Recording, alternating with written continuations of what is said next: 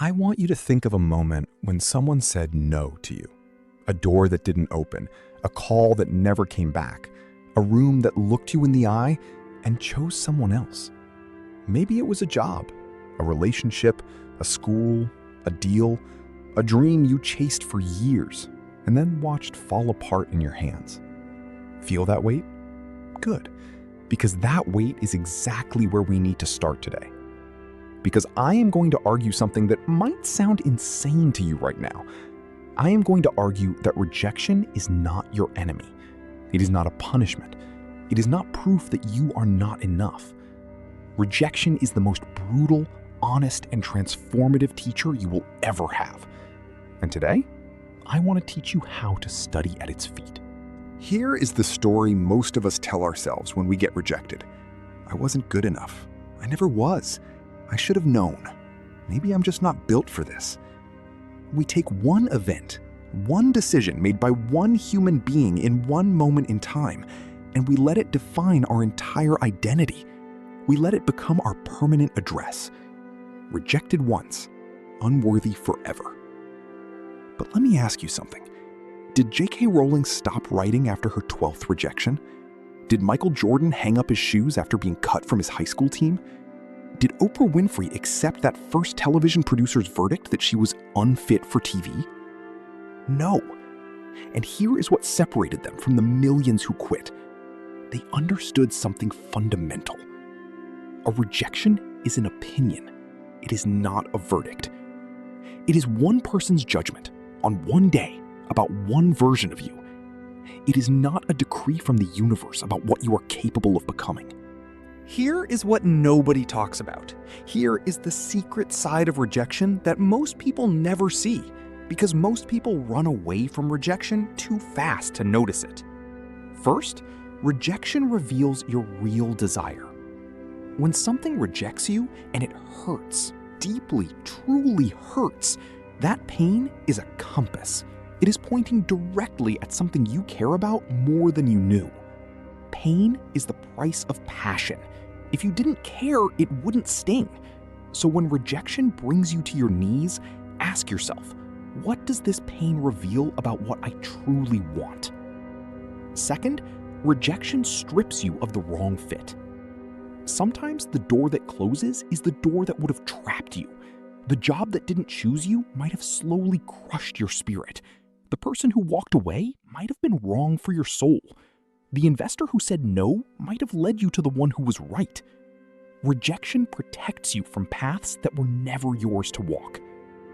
Not every open door is your door, and sometimes the closed ones are saving your life. Third, rejection builds a resilience that success never can. You cannot train courage in comfort. You cannot build perseverance in ease. Every time you survive a rejection and stand back up, you are building something in your character that no success can manufacture. An unshakable knowing that you can handle the worst and still keep going. Rejection is not destroying you. It is building the version of you that cannot be destroyed. There is a moment, and I want you to find it inside yourself. There is a moment when you stop asking, why did this happen to me? And start asking, what is this preparing me for? That is the turning point. That is where ordinary people become extraordinary. Think about every person who has ever changed the world. Every artist, every leader, every builder, every healer. Dig into their story, and I promise you, you will find rejection buried somewhere near the beginning. Not as a footnote, as the foundation. Because rejection forces you to get specific. When the easy path closes, you have to find your real path. When the shortcut disappears, you have to build the road. When the crowd doesn't accept you, you have to stop performing for them and start performing for your calling. Rejection eliminates your options, and in doing so, forces you to go all in on the ones that remain. So what do you do with that rejection that is burning in your chest right now? You do not bury it. You do not ignore it. And you absolutely do not let it become your story. You use it. You take the anger and the hurt and the embarrassment and you convert it. the way a furnace converts coal into pure, unstoppable, relentless forward momentum. Let them say no.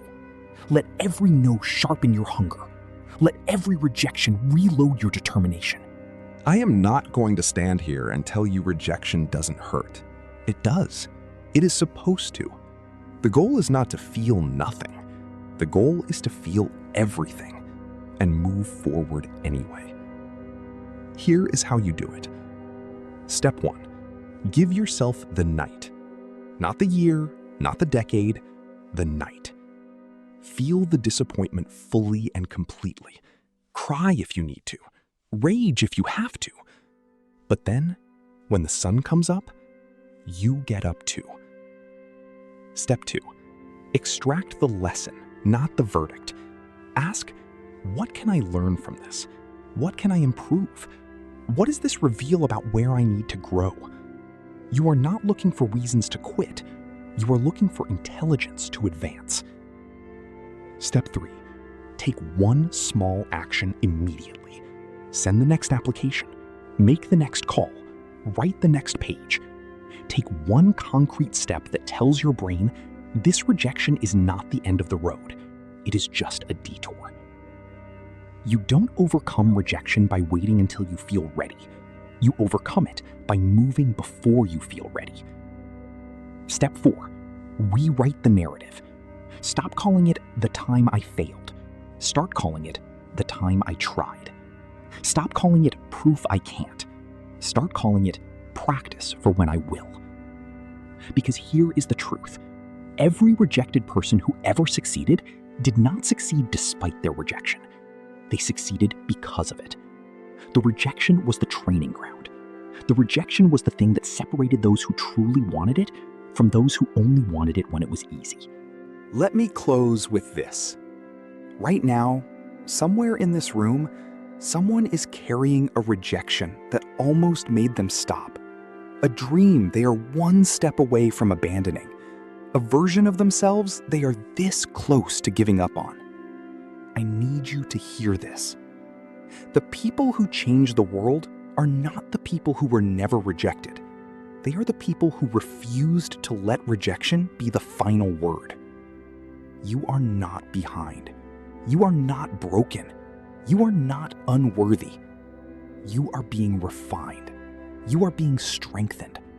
You are being redirected to a destination so much greater than the one you were reaching for.